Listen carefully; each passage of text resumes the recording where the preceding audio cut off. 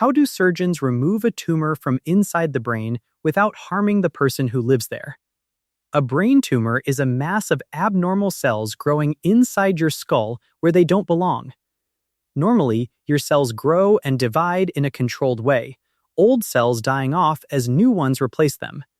But sometimes a cell's internal instructions get damaged and it begins to multiply out of control, piling up into a lump. When this happens in the brain, that lump is a brain tumor. Some tumors start in the brain itself, while others travel up from cancer elsewhere in the body.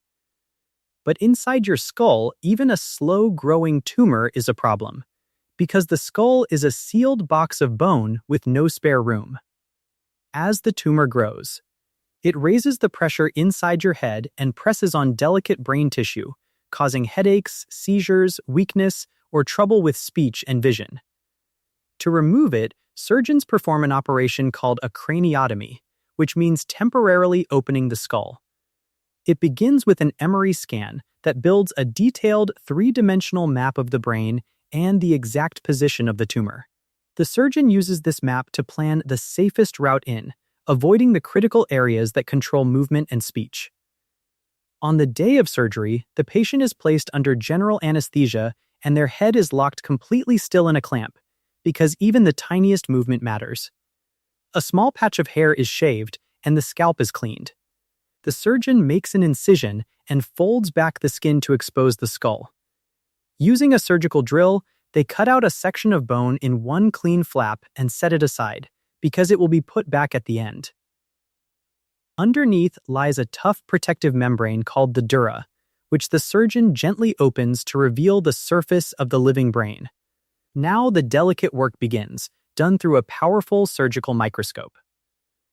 To stay on course, the surgeon often uses neuronavigation, which works like a GPS for the brain, tracking the instruments against the MRI map so the surgeon can see exactly where their tools are at every moment.